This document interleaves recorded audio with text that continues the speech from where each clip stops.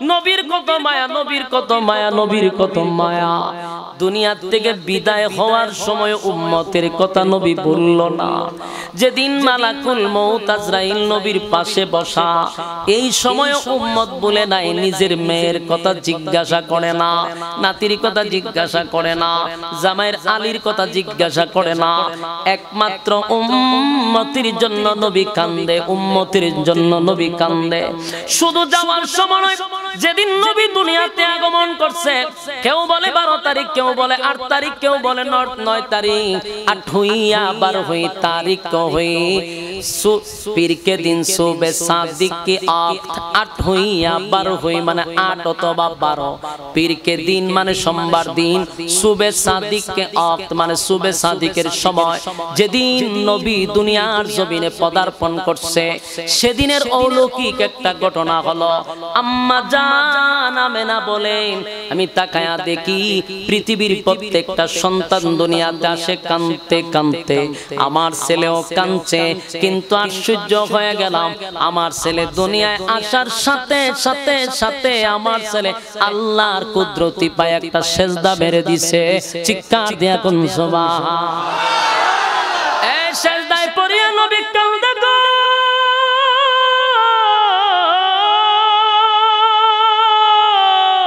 সেজদায় পড়িয়া নবী কান্দে, নবী কান্দে, নবী কান্দে, নবী কান্দে। আম্মা জান আমেনা বলেন, আমি দাঁড়ে গিয়া শুনি আমার সন্তান সেজদায় পড়ে বলে, ইয়া রাব্বি উম্মতি। এ আশিকে রাসূল, আমার নবী দুনিয়াতে আসার পর উম্মত, যাওয়ার পরে উম্মত, আসার সময় উম্মত, যাওয়ার সময় উম্মত। এখানেই শেষ নয়, এখানেই শেষ নয়, এখানেই শেষ নয়। দুনিয়ায় আসার সময় উম্মত, যাওয়ার সময় উম্মত। দুনিয়া শেষ, পরকালে গিয়েও উম্মত ভুলবে না, উম্মত ভুলবে না। যেদিন মানুষ উলঙ্গ অবস্থায় হাসরের মাঠে দাঁড়াবে, উলঙ্গ অবস্থায় মানুষ কলিজা পাটা পিপাসা লইয়া মানুষ যখন দাঁড়াবে, আল্লাহর নবী সেদিনও উম্মতের জন্য পাগল হয়ে যাবে। আল্লাহর নবী বলবেন, মালিক, আমার উম্মতেরা কলিজা পাটা পিপাসা লইয়া দাঁড়াইছে। কলিজা পাটা পিপাসা, জিহ্বাটা কুকুরের মতো লম্বা হয়ে যাবে, কারো কারো জিহ্বা বাহির হয়ে যাবে, কারো কারো জিহ্বা নাভিতে চলে আসবে। এত পিপাসা, পৃথিবীর সব পানি তার মুখে দিলে পিপাসা নিবারণ হবে না। এই পরিমাণ পিপাসা লইয়া হাসরের মাঠে মানুষ দাঁড়াবে। সেদিন আল্লাহর নবী বলবেন, মালিক, আমার উম্মতেরা পানি পান করবে গো। আল্লাহ বলে, বন্ধু পেরেশান হইয়েন না, পেরেশান হইয়েন না, আপনার বরকতি হাতের পানি পান করায়া দেন। এই জন্যই তো আপনাকে আমি কাউসার দান করছি। জোরে কোন সুবহান। নবীর আল্লাহ কাউসার দান করছে। দুনিয়ায় থাকা অবস্থায় আল্লাহ ঘোষণা দিলেন, ইন্না আ'তাইনাকাল কাউসার ফাসাল্লি লিরাব্বিকা ওয়ানহার ইন্না শানিআকা হুয়াল আবতার। এ আল্লাহ বলেন, নিশ্চয়ই আপনাকে কাউসার দান করছি। এটা দুনিয়ায় থাকা অবস্থায় কাউসার দান করছে। শুধু তাই না, দুনিয়ায় থাইকাই আল্লাহ কাউসার নবীর সশরীরে দেখাইছে, সচক্ষে দেখাইছে। দুনিয়ায় থাকা অবস্থায় মেরাজের রজনীতে বন্ধুরে দাওয়াত দিয়া নিয়া আরশে আজিমে আল্লাহ রাব্বুল আলামিন হাউজে কাউসার নবীরে সশরীরে দেখায়া দিছে। রাসূলদের দুনিয়া থেকে বিদায় হইছে, এই ব্যাপারে কোনো ইখতিলাফ নাই। মানে 100% 12 রবিউল আউয়াল রাসূল দুনিয়া থেকে বিদায় হইছে। এর মধ্যে কি নাই? সন্দেহ নাই, ইখতিলাফ নাই। প্রতিটা কথা যদি আপনি দিলের কান লাগায় শুনেন, তাহলে আপনি কিছু নিয়ে যেতে পারবেন। মনোযোগ দিয়ে শোনা দরকার। তাহলে আমি কথার শুরুতে এটা কেন বললাম? কারণ এই 12 রবিউল আউয়াল আসলে যেই পরিমাণ আনন্দ মিছিল হয়, যেই পরিমাণ জিলাপি বিতরণ হয়, এতে বোঝা যায় এটা 100% ধরে নিছে রাসূলের আগমনের মাস। এই তারিখে রাসূল আসছে। এটাও যদি 100 হয়, মাইন্না নিলাম কিছু সময়ের জন্য যে 12 রবিউল আউয়াল সোমবার দিনেই রাসূল আসছে, আমি মাইন্না নিলাম কিছু সময়ের জন্য। কিন্তু রাসূল যে এই 12ই রবিউল আউয়াল সোমবার দিনে বিদায় হয়েছে এটা তো আর কোনো ভেজাল নাই। তাহলে এখন আপনাদের কাছে আমার প্রশ্ন, বিবেকের কাছে প্রশ্ন চাললাম, যদি দুটোটাই সঠিক হয় এই দিন আসলেই কি আনন্দ মিছিল করা না কান্না? আল্লাহ প্রত্যেকটা মানুষকে বুঝার মতো একটা ক্ষমতা দিচ্ছে, যেটা কোনো চতুষ্পদ জানোয়ারকে দেয় নাই। এজন্য আল্লাহ বলেন ওয়ালাকাদ যারানা লিজাহান্নামা কাসীরাম মিনাল জিন্নি ওয়াল ইনস লাহুম কুলুবুন লা ইয়াফকাহুনা বিহা ওয়া লাহুম আ'য়ুনুন লা ইউবসিরুনা বিহা ওয়া লাহুম আযানুন লা ইয়াসমাউনা বিহা। এখানে আল্লাহ বলেন মানুষ এবং জিন এই দুই জাতিকে আমি আগুন দিয়ে জ্বালাবো আর পোড়াবো। কেন জ্বালাইবো? তার কারণ মানুষকে আমি আল্লাহ বুঝার ক্ষমতা দিছি, মানুষকে চক্ষু দিছি, অন্তর দিছি, কান দিছি শোনার জন্য, চোখ দিছি দেখার জন্য, অন্তর দিছি বুঝার জন্য। চতুষ্পদ জানোয়ারের দুইটা জিনিস আছে, কান আছে, চোখ আছে, কিন্তু বুঝার মতো ক্ষমতা চতুষ্পদ জানোয়ারের নাই। এই জন্য চতুষ্পদ জানোয়ার সৃষ্টির শ্রেষ্ঠ হতে পারে নাই। মানুষ সৃষ্টির শ্রেষ্ঠ কেন? এরা বুঝে, ভালো মন্দ দুটোটা বুঝার ক্ষমতা দিছে। মানে আপনারা তো আল্লাহ বুঝার ক্ষমতা দিছে নাকি? মানে আমি একটা এক্সাম্পল দেই, দেখেন তো আপনারা বুঝাই। মনে করেন এই 12ই রবিউল আউয়াল মাসে আপনার যদি একটা ছেলে জন্মগ্রহণ করে, খুশি না আপনি? কথা বলেন না দি খুশি? ঠিক 12ই রবিউল আউয়াল মাসের সোমবার দিন আপনার ছেলে জন্মগ্রহণ করছে। 1 বছর পর্যন্ত আপনি খুব খুশি, বাচ্চা লইয়া কুলোটুলো লইয়া আসছেন, বাজারে টাজারে গেছেন, হ্যাঁ নাম টাম রাখছেন, কত আনন্দ। এই 12ই রবিউল আউয়াল সোমবার দিন আবার মারা গেছে। অহন মারা যাওয়ার পরে আবার 1 বছর ঘুরে এই 12ই রবিউল আউয়াল 12 তারিখ আইছে সোমবার। এখন সত্যিকারের যদি মা বাপ হয়, যদি জন্ম দিয়া থাকে, এদিন কি কেক কাটবো, মোমবাতি ধরে ফু দিব, আর সবারে ডাকতে হবে রে জিলাপি লইছি তাড়াতাড়ি জিলাপি, আমার ফুলা এই মাসে জন্ম নিছিল। কেন কেক কাটবে না কেন, আনন্দ মিছিল করবে না কেন? কারণ সত্যিকারের মা বাপ তো দেখবেন এই দিনে দরের দরজা লাগায় কোনাত বয়ে বয়ে কান্দে। কান্দো কা খবলা, এই দিন আমার ছেলেটা দুনিয়াতে আসছিল, আজকে এই ছেলেটা এই দিনে মারা গেছে। তো মারা যেহেতু গেছে, আমার তো সন্তান, আমার ব্যথাটা বেশি। জন্ম এই তারিখে, মৃত্যু এই তারিখে, কারণ আমি আনন্দের থেকে আমার ব্যথাটা বেশি। এটা যদি সঠিক মা বাপ হয়, আর যদি ভালো কানে দিলে তার কোনো কথা নেই। কথা হয় না? যদি সত্যি জন্ম দিয়া থাকে তাহলে কানবো না আসবো? কোনছে কানবে কেন? এই তারিখে তো আমার ছেলেটা মারা গেল। জন্ম যদিও থাকে এই তারিখে, কিন্তু মরছে তো এই তারিখে। যাওয়ার বেতায় বেটা বইবে কানবে। বাস্তব না বাস্তব? রাসূল সাল্লাল্লাহু আলাইহি সাল্লাম ধরে নিলাম 12ই রবিউল আউয়াল সোমবার দিন দুনিয়াতে আসছেন, কিন্তু বিদায় তো 12ই রবিউল আউয়াল এই সোমবার দিনই হইছে। এখন আপনি কানবেন না আপনি আনন্দ করবেন? কেন কানবেন? আপনি সত্যিকারের আশিকের রাসূল, আপনি আসলেই রাসূলকে মহব্বত করেন, সেই ব্যথায় ব্যতীত হইয়া কানবেন। আর যদি মনে করেন সারা বছর নামাজ নাই, রোজা নাই, পর্দা নাই, গাঞ্জা 3 ওয়াক্ত, হ্যাঁ সিদ্ধি 5 ওয়াক্ত খাইয়া টাল হইয়া থাকেন, 1 বছর পরে লাভ দৌড়ছেন, কিরে খায়া পড়ছে, দৌড় দে, দৌড় দিয়ে রাস্তা গিয়া খারি আপনি স্লোগান দিতেছেন, ওয়াহাবিদের রাস্তা না জ্বালায়া দাও, পুরায়া দাও। এটা কি রবিউল আউয়াল মাসের স্লোগান? আমার মাদ্রাসার সামনে খারিয়া লাইভ দেয়, আমি তো এর মতো বড় অপশন, আমার তো প্রোগ্রাম আছে, আমি গেছি কোনানো যায় দি লাইভ দিয়া কয় এই দেখেন আশরাফি সাহেবের মাদ্রাসার সামনে আইসা আমরা মিছিল করতেছি। তো মিছিল কয় কিতা? ওয়াহাবিদের আস্তানা জ্বালিয়ে দাও, পুড়িয়ে দাও। আচ্ছা আমার কত হলো, রাসূল দুনিয়াতে আসছে মাইনা নিলাম, আনন্দে তোরা মিছিল করতেছ, রাসূল কি শিখাই দিছি স্লোগান দিতে? এটা উস্কানিমূলক স্লোগান না? ইতা বুঝি স্লোগান? রাসূলের আগমনের স্লোগান দিয়ে আল্লাহ রাসূল শিখাই দিয়ে গেছে। এজন্য আমি প্রথমে একটা পয়েন্ট বাই করলাম যে আপনারা যদি সত্যিকারের আশিকের রাসূল হয়ে থাকেন তাহলে এই দিনটা আমাদের কান্নার দিন।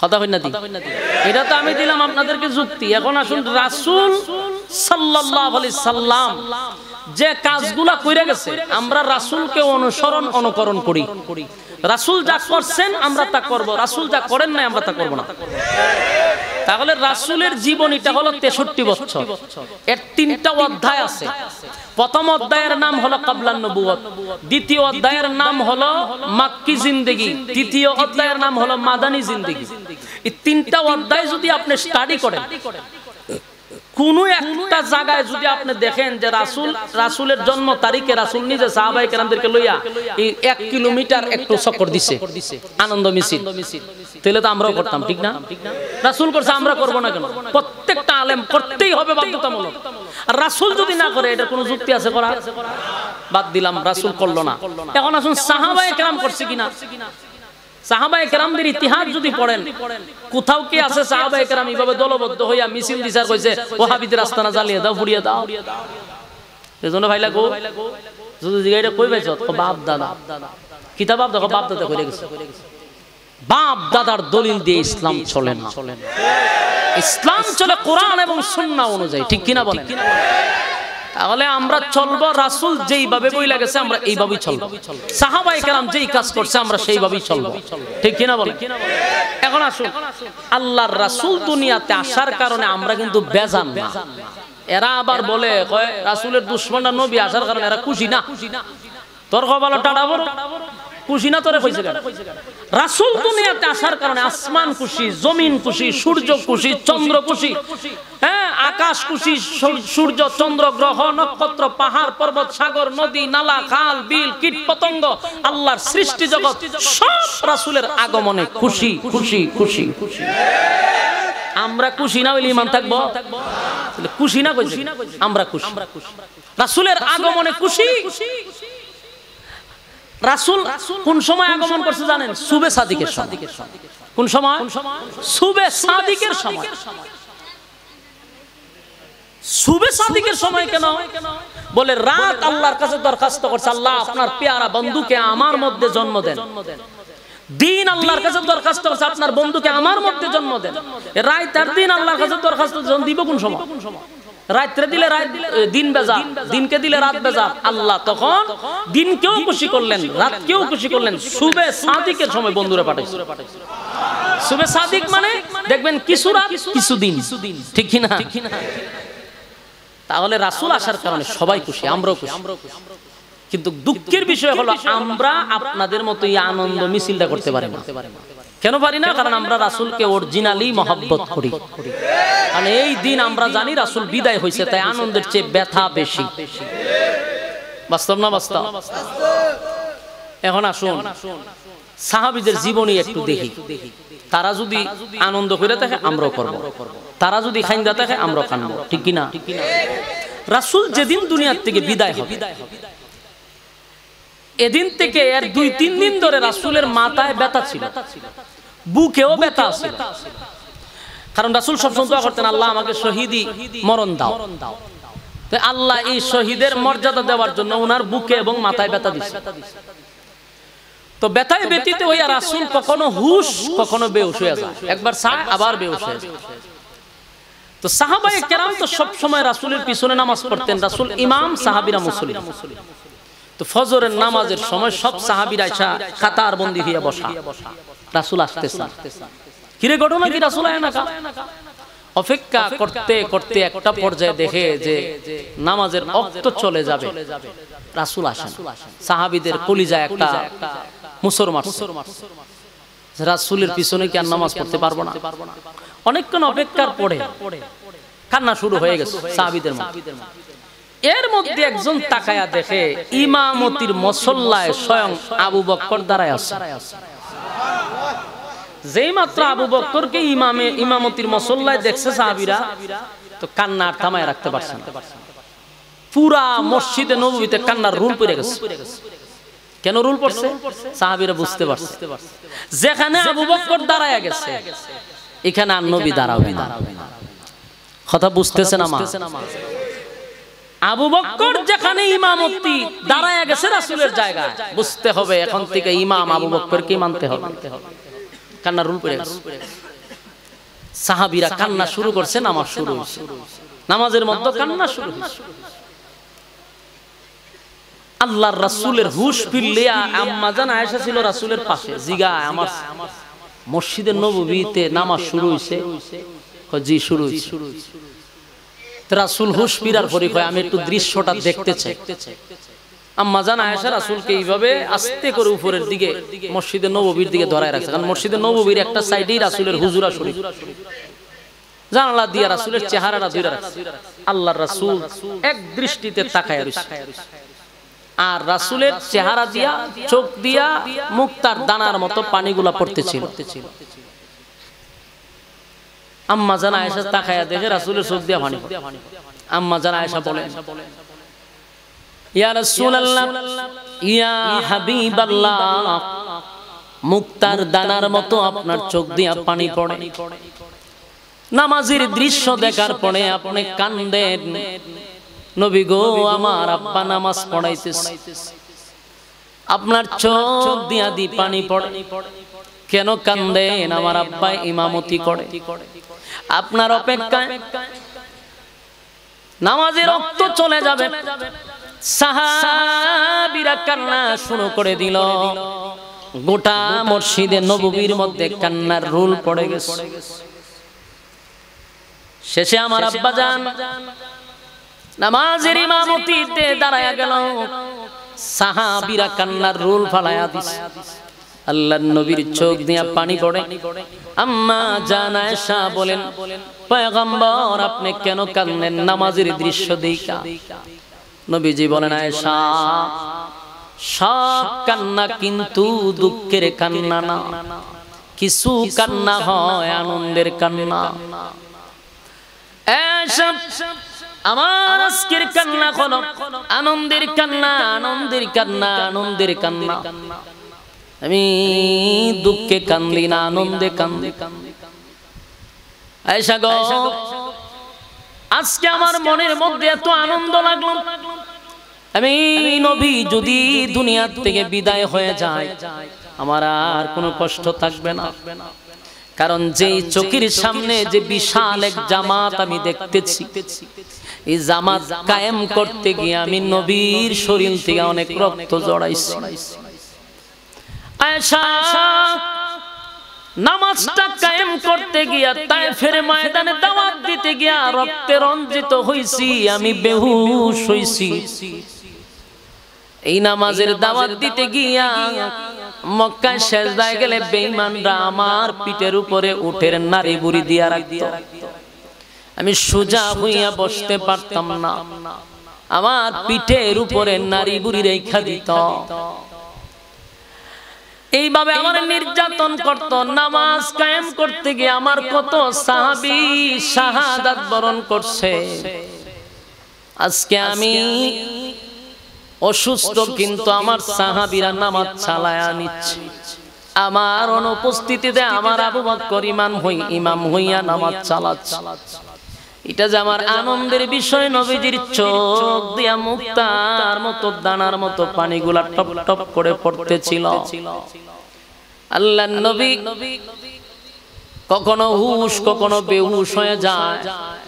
নবীজি শুয়ে আছেন, কিছুক্ষণ পরে নবীর পাশে ছিলেন আয়েশা, আবার এর পাশে ছিলেন হযরত ফাতেমা রাদিয়াল্লাহু তাআলা আনহা। নবীজির কলিজার টুকরাও পাশে বসা। আল্লাহর নবী বলেন, এ ফাতেমা, দরজার মধ্যে কে যেন ডাকাডাকি করে, দরজা খুলে দাও, দরজা খুলে দাও। ফাতেমা দৌড়াইয়া দরজার সামনে যায়, দরজা খুলেই ফাতেমা আশ্চর্য হয়ে গেছে।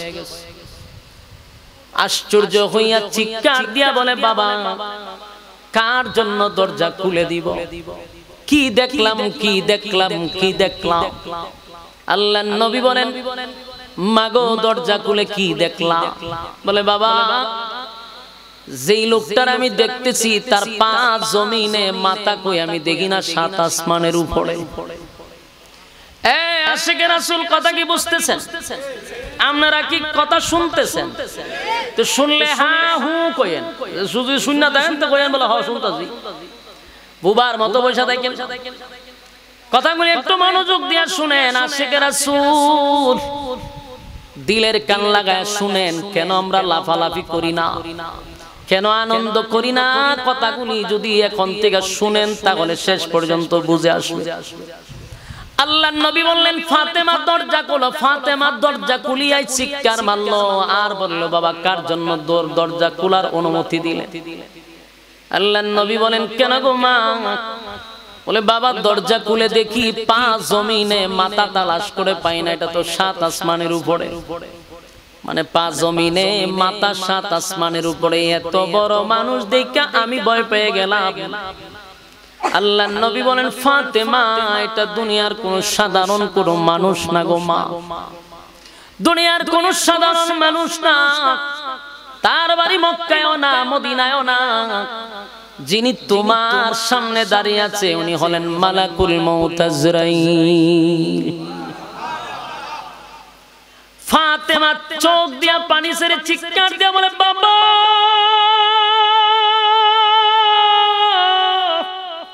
আপনি 3 দিন ধরে অসুস্থ, আর এই মুহূর্তে মালাকুল মউত আজরাইল দরজার সামনে করা নাড়ায়। আমার বোঝার বাকি নাই গো, আমি স্পষ্ট বুঝছি আমার বাবারে নেওয়ার জন্য মালাকুল মউত আজরাইল আসছে। আমি দরজা খুলতে দিব না বাবা, আপনি বললেও দরজা খুলব না। আল্লাহর নবী বলেন ফাতেমা এমন একজন ফেরেশতা গো মা, এই ফেরেশতা পৃথিবী সৃষ্টির থেকে নিয়ে আজকে পর্যন্ত কারো দরজায় কোনোদিন করাঘাত করে নাই, টক টক করে নাই। কারণ তোমার বাবা সাধারণ কোন নবী নয়, সাধারণ কোন রাসূল নয়। তোমার বাবার সম্মান আল্লাহ এত বেশি দিছে, মালাকুল মউত আজরাইল আসতেও আমার পারমিশন চায়। একটা জবান বন্ধ রাখবেন না, ঈমানের আওয়াজে বলেন আল্লাহু আকবার। হয় না বলেন আল্লাহু আকবার। ঈমানের আওয়াজ দিয়ে বলেন আল্লাহু আকবার। আমার নবীর কত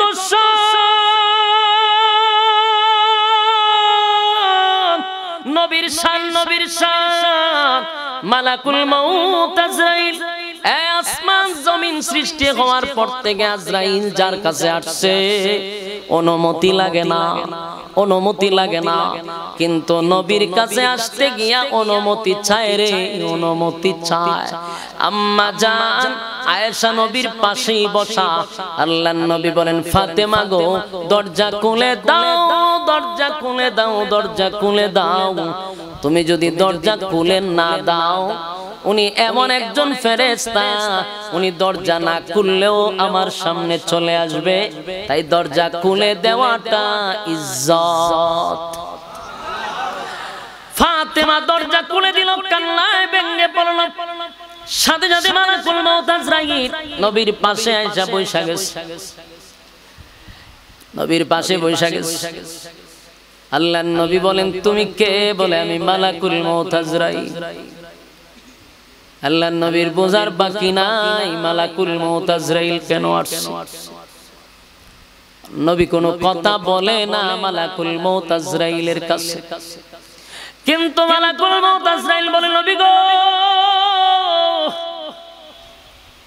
আজ পর্যন্ত কারো কাছে অনুমতি চাই নাই গো নবী, অনুমতি চাই নাই।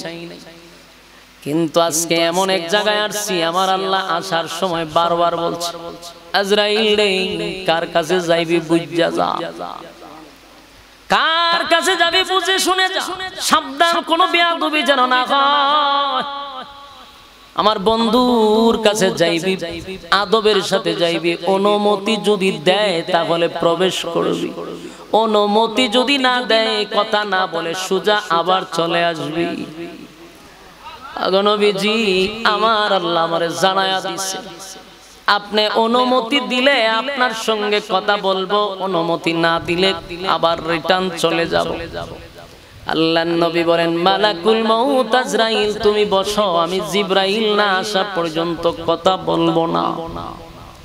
আল্লাহ বলে জিবরাইল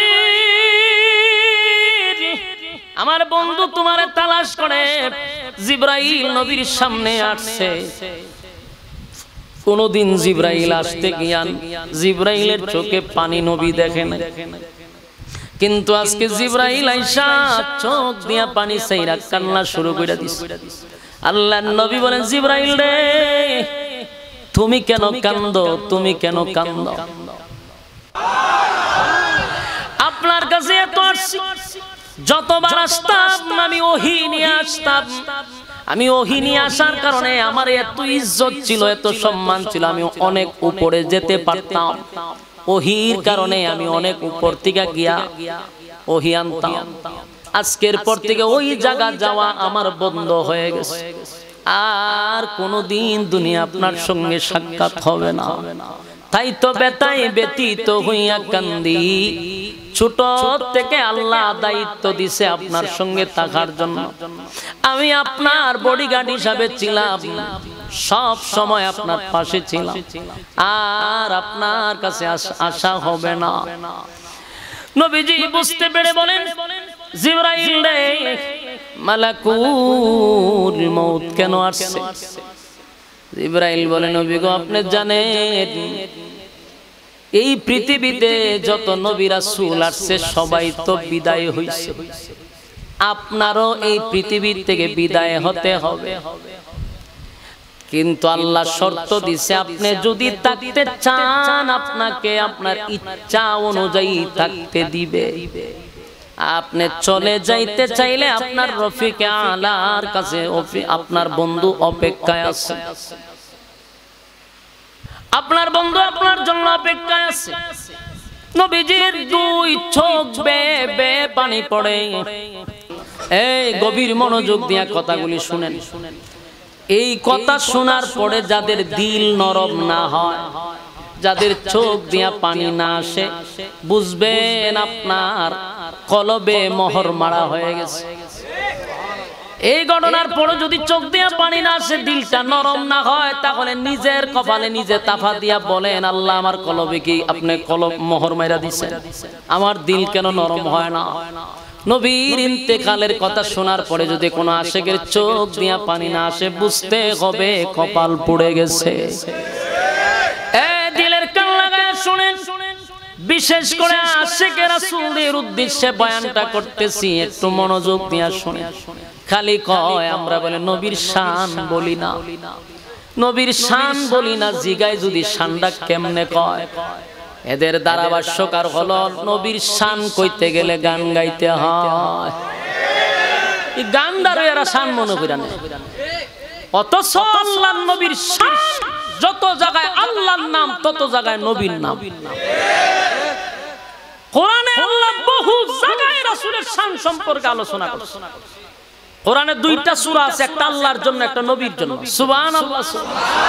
সূরা ইখলাস এটা একমাত্র আল্লাহর সম্মান সম্পর্কে আলোচনা। সূরা কাউসার শুধু রাসূলের সম্মান নিয়ে আলোচনা। যেখানে রাসূলের কথা কোরআনে আছে, এখানে গান গায়া নবীর শান বুঝানি লাগবে। কেন করে? কারণ আগে ছিল বাউল, তখন ওয়াজের মাঠ পায়া বাস ইটা তুই তো কই ভিতরে রয়ে গেছে। এজন্য আমার নবীর শান গান গায়া না। নবীর শান শুইনা যদি কলিজায় আঘাত লাগে আর চোখের পানি পড়ে, তাহলে বুঝতে হবে নবীর আশিকদের কলিজায় তাসির পড়ছে। কিন্তু এখনের শান শুনলে ফুলাপানে দিকছে কারুয়া নাচে। বাস্তব বুঝি না, বাস্তব। বক্তায়ও নাচে, শ্রোতায়ও নাচে। কি যে নাচানাচি শুরু হয়, যেমন বক্তা তেমন শ্রোতা। যুবক ভাইরা, আমার নবীর আগমনে খুশি, কিন্তু কেন ব্যথায় ব্যতীত দিলের কান লাগায়া শুনো গো। আমার নবী দুনিয়া থেকে বিদায় হওয়ার সময় নবীর পাওয়ার কথা একটু মনোযোগ দিয়া শুনেন। মালাকুল মউত আজরাইল নবীর পাশে বইসা রইছে। জিবরাইল চোখ দিয়া পানি ছাড়ে আর বলে, পয়গম্বর থাকতে চাইলে আপনাকে আপনার চাহিদা অনুযায়ী আমার আল্লাহ থাকতে দিবে। চলে যাইতে চাইলে আল্লাহ বলছে আমার বন্ধু চলে আসতে গেলে কোনো অসুবিধা নাই, থাকতে চাইলে অসুবিধা নাই, বন্ধুর খুশি। বন্ধু যেমনে চাইবে এমনেই হবে। সুবহানাল্লাহ। আল্লাহর নবী কথাগুলি শুনে চোখ দিয়া নবীর পানি পড়ে। জিবরাইল বলে, নবী গো, দুনিয়া থেকে বিদায় হয়ে যাবেন, মালাকুল মউত আজরাইল পাশে, এই জন্য বুঝি ব্যথায় ব্যতীত হয়ে আপনি কান্দেন। আল্লাহর নবী বলেন, না জিবরাইল, তুমি ভুল বলছো, দুনিয়া ছেড়ে চলে যাব, মালাকুল মউত আজরাইলের দেখে আমি কেন কাঁদব? এই জন্য আমি কান্দি না। কেন কান্দেন গো নবী? আপনি কি আপনার কাছে বসা ফাতেমার জন্য কান্দেন? না, আমার কলিজার টুকরা ফাতেমার জন্য আমি কেন কাঁদব? ফাতেমা তু সাইয়্যিদাতু নিসাই আহলিল জান্নাহ, আমার ফাতেমা জান্নাতের মহিলাদের সর্দার। তাই ফাতেমার জন্য আমার কোনো চিন্তা নাই।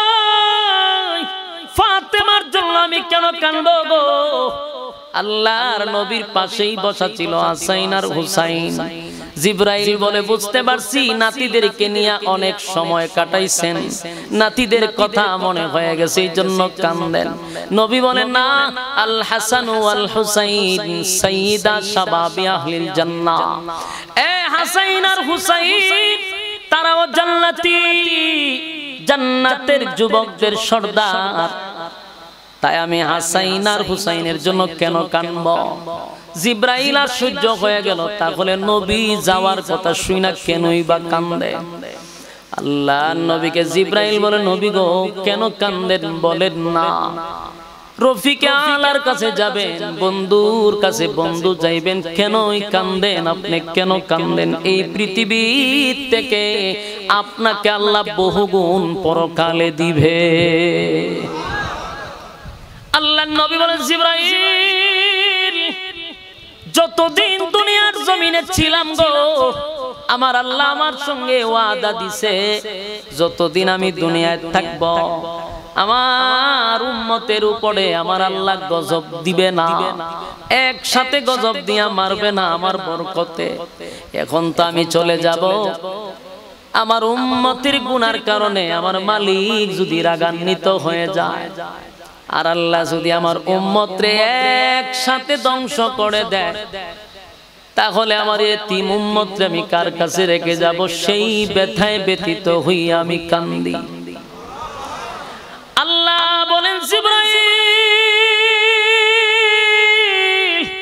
বন্ধুর কাছে বন্ধু আসবে রে, এই সময় বন্ধুর চোখে পানি দেখতে চাই না, আমার বন্ধুরে আমি খুশি করে দিব, বন্ধুরে বেজার করব না, বন্ধুরে বলো চোখের পানি যেন বন্ধু মুছে দেয়। আল্লাহর পয়গম্বর হাসরের মাঠে উম্মত বলে না, নবী হাসরের মাঠে গিয়া বলবে, মালিক, উম্মতের পিপাসা আমি নবী বরদাস্ত করতে পারি না। আল্লাহ বলেন, আপনার বরকতে হাত দিয়া পানি পান করায়া দেন। নবী তো পানি পান করানোর জন্য উম্মতের কাছে যাবে, হাউজে কাউসারের সামনে দাঁড়াইয়া এক পেয়ালা পানি উম্মতকে পান করায়া দিবে। যারা নবীর হাতের পানিটা পান করবে রে, আল্লাহর নবী বলেন 50,000 বছরের ভিতরে আর কোনদিন তার পানির পিপাসা লাগবে না, আর পানির পিপাসা লাগবে না। কিন্তু আশ্চর্যের ব্যাপার হলো, সবাই কি নবীর হাতের পানিটা পান করতে পারবে? কথা হয় না দি, আশিকের রাসূল সবাই তো আর পানি পান করতে পারবে না। কিছু মানুষকে পানি পান করাবে, আবার কিছু মানুষকে পানি পান করাতে চাবে। আল্লাহ সাথে সাথে পর্দা ফালায়া দিবে, নবী তাদেরকে দেখবে না, তারাও নবীরে দেখবে না। আল্লাহর নবী চিৎকার দিয়ে বলবেন, মালিক,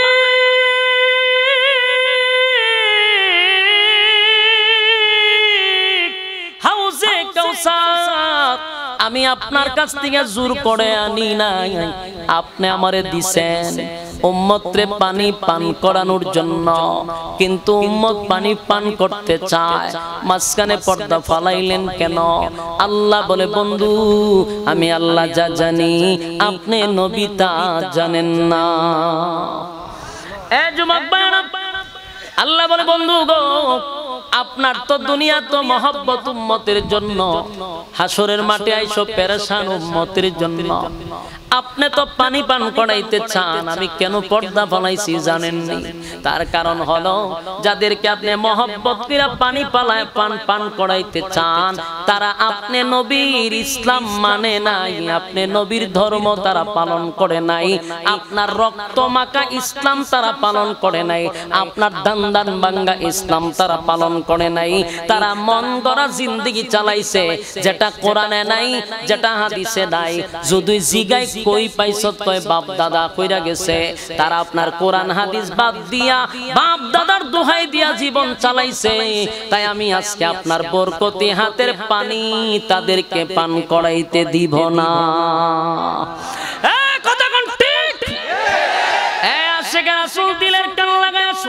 যদি মন গড়া জীবন যাপন করেন, মন গড়া জিন্দেগি চালান, বাপ দাদার দোহাই দিয়া ইসলাম পালন করেন, কোরআন সুন্নাহ বাদ দিয়া, শুনেন ফলাফল কি? ফলাফল হলো নবীর বরকতি হাতের পানি আপনার কপালে নসিব হবে না। কথা দিয়ে কই না? বিরক্ত লাগতেছে, বুঝতে পারছি বিরক্তই লাগতেছে, আওয়াজে কয়। কারো কি কষ্ট লাগতেছে? কথা যদি তিতা হয় তারপরও শোনা দরকার, কারণ তিতা যে জিনিসটা এটা কিন্তু ফেটে গেলে কাজ হয়। যেই কথার মধ্যে তিতা, এটা যদি শ্রবণ করেন উপকারে আসবে, কারণ কথাগুলি আপনার নিজের মাইন্ড দিয়া, মগজ দিয়ে একটু চিন্তা করেন। দুনিয়ায় যদি মন গড়া জীবন যাপন করেন, আল্লাহ বলেন আমি আপনার বরকতি হাতের পানিটা তাদেরকে পান করতে দিব না। সেদিন আমার নবী অত্যন্ত ব্যথায় ব্যতীত হবে। নবী চিৎকার দিয়া বলবে, উম্মতেরা রে, আমি নবী না, তোদের কাছে ইসলামটা আমানত রেখে আসছিলাম। আমার শরীরে মশা মাছি বসতো না, সেই শরীরে আমি অসংখ্য পাথরের আঘাত সহ্য করছি গো, ইসলামটারে কায়েম করছি, আমানত তোদের কাছে রেখে আসছি। আমি দুনিয়া থেকে আসার পরে আমার ইসলামটা রক্ত মাখা ইসলাম, দান ভাঙ্গা ইসলাম, 13 বছরের নির্যাতিত ইসলাম তোরা মন গড়া বুঝি চলছস, মন গড়া জীবন যাপন করলি। নবী ব্যথায় তখন ব্যথিত হয়ে যাবে আর বলবে, উম্মতেরা শুন, কেমনে পারলি আমার রক্ত মাখা ইসলামটাকে তোরা কেমনে রে, আমার রক্ত মাখা ইসলাম তারে তোরা কেন এইরকম করলি? তোদের কাছে আমানত রেখে আসলাম, তোরা কেন খেয়ানত করলি? এই উম্মত, আমি দুনিয়াতে আইসা হইতো তোদের কথাই বলছি, চিন্তা করছি, সেজদায় পড়ে তোদের জন্য কাঁদছি। দুনিয়াতে আসার সাথে সাথে উম্মত তোদেরকে আমি বলি নাই, দুনিয়া থেকে যাওয়ার সময় তোদেরকে ভুলি নাই, হাসরের মাঠে আইসা তোদেরকে ভুলি নাই। আর তোরা আমি দুনিয়া থেকে আসার পরে ভুইলা গেলি, বাপ দাদার ধর্ম দিয়া চললি, আমি নবীর ধর্ম ভালো লাগে না। সেদিন নবী ব্যথায় ব্যতীত হইয়া বলবে, সুহকান সুহকান সুহকান লিমান গায়রা বাদি, দূর হয়ে যা, দূর হয়ে যা, এমন উম্মতের আমার দরকার নাই।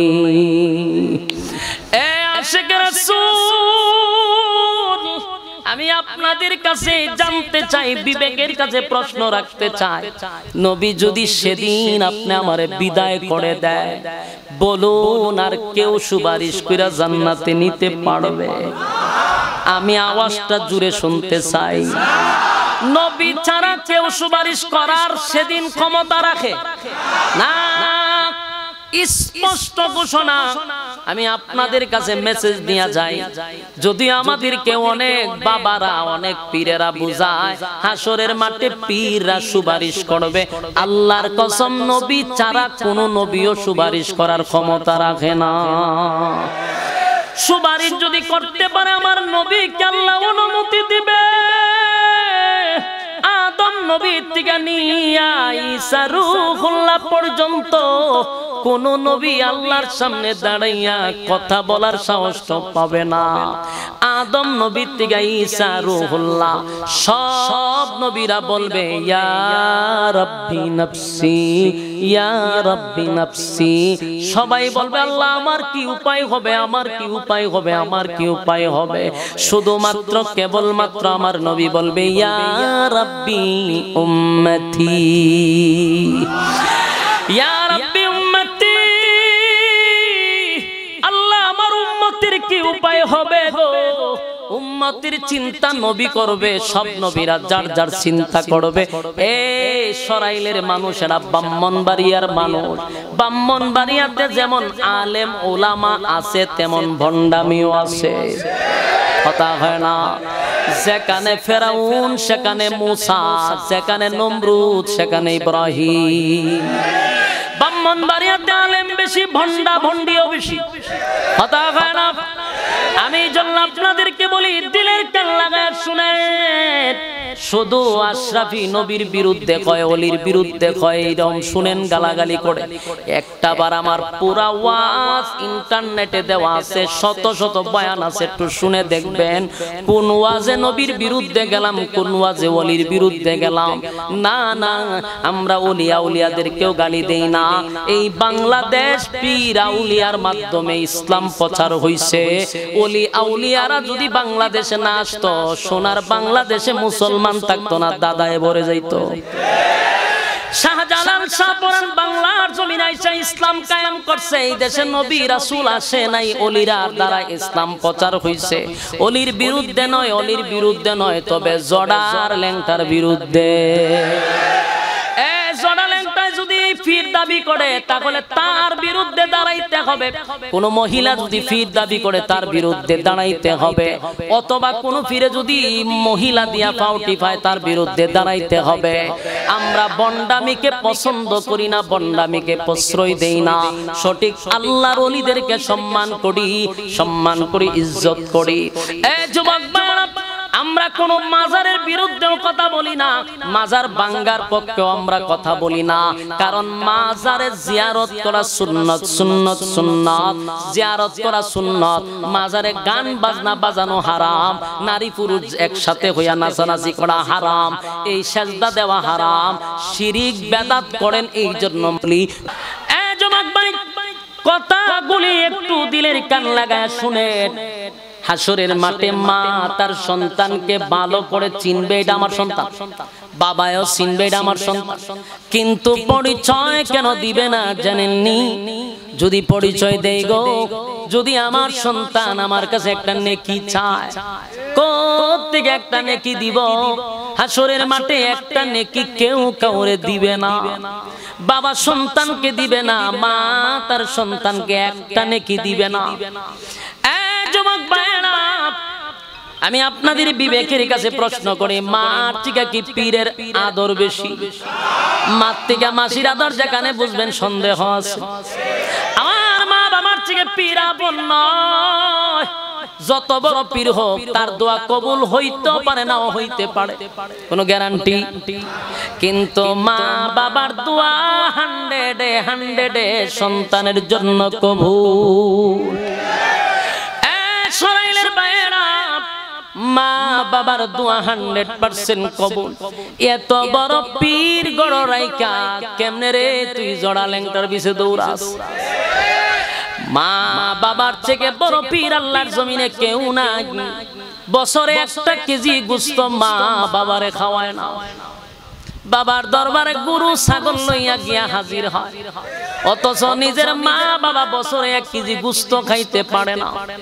যে মা নিজে না খাইয়া তোরে খাওয়াইলো, নিজে না কইরা তোরে ফরাইলো, নিজে ভালো খায় নাই তোদেরকে খাওয়াইলো, সেই মা বাবারে গোশত 1 কেজি খাওয়াস না। বাবার পকেটে 1 টাকা নাই, তোর খবর নাই, বাবার সাথে মুসাফা কইরা 1000 নোট দিয়া দেস। আল্লাহ বলেন পীরের দোয়া কবুল হইতে পারে, নাও হইতে পারে। কিন্তু মা বাবা যদি কোনো সন্তানের জন্য দোয়া করে গো, এটার কোনো পর্দা থাকে না, ডাইরেক্ট কান্না পর্যন্ত পৌঁছে যায়। যাদের মা বাবা করে আছে, বৃদ্ধ মা বাবা, যুবক ভাইরা, হাতে পায়ে ধরে বলি, মা বাবা যদি তাকে পীরের খেদমত না কইরা মা বাবার খেদমত কর, আল্লাহর কসম, আল্লাহর কসম, ভাগ্য পরিবর্তন হবে। যুবক ভাই, হাসরের মাঠে মা পরিচয় দিবে না, বাবা পরিচয় দিবে না, তাহলে সেদিন কি কোনো পীর আমার জন্য সুপারিশ করবে? কারণ আদম নবী থেকে নিয়া ঈসা রূহুল্লাহ সব নবীরা বলবে ইয়া রাব্বি নাফসি, আমার নবী বলবে ইয়া রাব্বি উম্মতি। যেখানে নবীরা বলে আমার কি উপায় হবে, সেখানে পীরের কোনো কোয়ালিটি থাকবে? কথা হয় না? আপনাদেরকে ইমোশনাল করে ব্ল্যাকমেল করে গরু আর ছাগল কিন্তু নিয়ে যাইতেছে। সাবধান, আপনার টাকা আছে আপনি দেন, কোনো অসুবিধা নাই। আমরাও আমাদের বুজুর্গর কাছে গেলে, পীরের কাছে গেলে হাদিয়া দিই, এগুলো ভিন্ন জিনিস। কিন্তু আমার হাসরের মাঠে উনি সুপারিশ করে জান্নাত নিবে এই আশায় দেই না। দেই হাদিয়া, দেওয়া নেওয়া সুন্নাত। কথা হয় না? হাদিয়া কেউরে দিলে এটা সুন্নাত, নিলেও সুন্নাত, এই হিসাবে দেই। কথা হয় না? আমার যুবক ভাইয়েরা, তাই আপনাদেরকে বলি, নবী আসার সময় উম্মত, যাওয়ার সময় উম্মত, হাসরের মাঠে গিয়াও নবী উম্মত বলে নাই। তো পানি যখন পান করাইতেছিল, মাঝখানে পর্দা পড়ে গেল। আল্লাহর নবী বলেন, মালিক রে, পর্দা পড়ে গেল।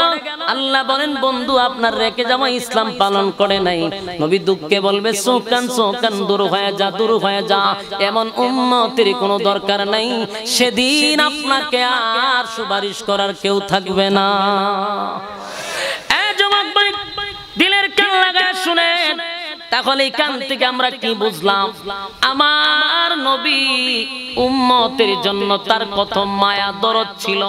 এজন্য আল্লাহ বলেন, ওয়ামা আরসালনাকা ইল্লা রাহমাতাল লিল আলামিন। আপনার নবী উম্মতের জন্য যেমন রহমত, মানুষের জন্য রহমত, জিন্নাতের জন্য রহমত, আসমানের জন্য রহমত, জমিনের জন্য রহমত, কুল কায়নাতের জন্য নবী রহমত। জুরে কোন সুবহান। এমন নবীরে কেমনে রে আমরা ভুইলা থাকবো? কেমনে ভুইলা থাকবো? আমাদেরকে অপবাদ দেয় রাসূলের দুশমনেরা নবীর আগমনে খুশি না। আল্লাহর কসম, নবীর আগমনে আসমান খুশি, জমিন খুশি, আমিও খুশি, পৃথিবীর সব মানুষ খুশি, এর মধ্যে কোনো সন্দেহ নেই। কথা রবিউল আউয়াল আইলে বলে আমাদেরকে বলে যে রাসূলের দুশমনেরা খুশি হয় না। কে বলল খুশি না? আমরা খুশি, কিন্তু ব্যথাটা হইল এই তারিখে আমার নবী দুনিয়া থেকে বিদায় হইছে। কথা হয় না? সেই ব্যথায় আমরা কান্দি রে। যেদিন আল্লাহর পয়গম্বর বিদায় হয়ে গেল, আম্মা জান আয়েশা পাশে বসা, নবীর কলিজার টুকরা ফাতেমা বসা। নবী যেদিন বিদায় হয়েই গেল, গোটা মদিনায় কান্নার রোল পড়ে গেছে। কান্নার রোল পড়ে গেল। চতুর্দিকে নবী নাই, নবী নাই, নবী নাই, নবী নাই, নবী নাই। কান্নার রোল পড়ে গেছে, কান্নার রোল পড়ে গেছে। হযরত ওমর তরবারিটা হাতে লইয়া জোরে জোরে ঘোষণা দিতে লাগলো, সাবধান, আমার সামনে কেউ যদি বলবি নবী নাই, নবী নাই, নবী নাই, নবী নাই, কেউ যদি বলবি তার গর্দান আমি উড়াইয়া দিব। ওমর পাগলের মতো হয়ে গেছে। ওমরের মাথায় কাজ করে না, পাগলের মতো হয়ে গেছে। সাবধান, আমার সামনে দাঁড়াইয়া নবী নাই এমন কথা বলবি না, তাহলে গর্দান উড়াইয়া দিব। সাহাবায়ে কেরামরা দৌড়াইয়া আবু বকরের কাছে গিয়া বলে, আবু বকর গো, ওমর তো পাগল হয়ে গেছে। ওমর আবুল তাবুল বলে, তরবারি লইয়া মদিনার অলিতে গলিতে উমর ঘুরে আর ঘোষণা দেয়, নবী নাই। এই কথা বললে কারো মাথা থাকবে না। আপনি আবু বকর উমরে একটু বুঝান। আবু বকর গিয়ে উমরের কাছে গিয়ে বলে, উমর পাগলামি করিস না রে উমর। এই পৃথিবীর থেকে সব নবীরা যেমন চলে গেছে, আমার নবীও এই পৃথিবীর থেকে চলে গেছে। এই পৃথিবীতে আমার নবী আসছিলেন আমার নবী যেই কাজে আসছেন এই কাজ আজকে সমাপ্ত হইছে। তাই আল্লাহর বন্ধুরে বন্ধু নিয়ে গেছে। এখানে কষ্ট পাওয়ার কিছু নাই, তবে যেই রবের গোলামি করি সেই রব চিরঞ্জীব। আমরা যার গোলামি করব, যার ইবাদত করব, সেই রব এখনো মরে নাই। আমার রবের কোনো মরণ নাই। কথা কয় না? আল্লাহর কি মরণ আছে? আল্লাহ বলেন আমার গুম নাই, তন্দ্রাও নাই, আমার মরণ নাই, আমার কোনো ইলাহ নাই, সঙ্গী নাই, সাথী নাই। সুবহানাল্লাহ। লা তাখুযুহু সিনাতুন ওয়ালা নাওম। আল্লাহ বলেন আমার গুম নাই, আমার তন্দ্রাও নাই। কুল হুয়াল্লাহু আহাদ, আমি আল্লাহর কোনো শরীক নাই, কোনো ইলাহ নাই। আল্লাহুস সামাদ, আমি আল্লাহ কারো কাছে মুকাফিক কিনা। লাম ইয়ালিদ ওয়া লাম ইউলাদ ওয়া লাম ইয়াকুল লাহু কুফুয়ান আহাদ। আল্লাহ বলেন আমি কারো কাছ থেকে জন্ম দেই নাই, কাউকে জন্ম দেই নাই। যুবক ভাইরা, হযরত আবু বকর ওমরকে বুঝাইলেন, ওমর শান্ত হয়ে গেছে। ওমর রে পাগলামি করিস না, পাগলামি করিস না। ওমর শান্ত হয়ে গেল। যুবক ভাইরা দিলের কান লাগায় শুনেন, হযরত আবু বকর বোঝানোর পরে হযরত ওমর এমন ভাবে দাঁড়ায় আছে যেন একটা পাথর হয়ে গেছে। ওমর আর কথা বলতে পারে না। আবু বকর বলছে নবী নাই, নবী নাই। ওমর আর বুঝবার বাকি নাই। ওমর পাথরের মতো দাঁড়ায় আছে, পাথরের মতো দাঁড়ায় আছে। শুধু তাই নয়, আল্লাহর নবীর কলিজার টুকরা মেয়ে ফাতেমা 6 মাস দুনিয়ার মধ্যে বেঁচে ছিল। আল্লাহর নবীর কলিজার টুকরা ফাতেমা কোনোদিন একটা মুস্কি হাসি দেয় নাই। যতদিন বেঁচে ছিল কানতে কানতে কানতে কানতে চোখ দিয়া দাগ ফালায়া দিল। আবু বকর কানলো, ওমর কানলো। 1400 বছর পরে আশিকে রাসূলরা আনন্দ মিছিল করে। এটা কোন ধরনের আশিকে রাসূল আমার বুঝে আসে না।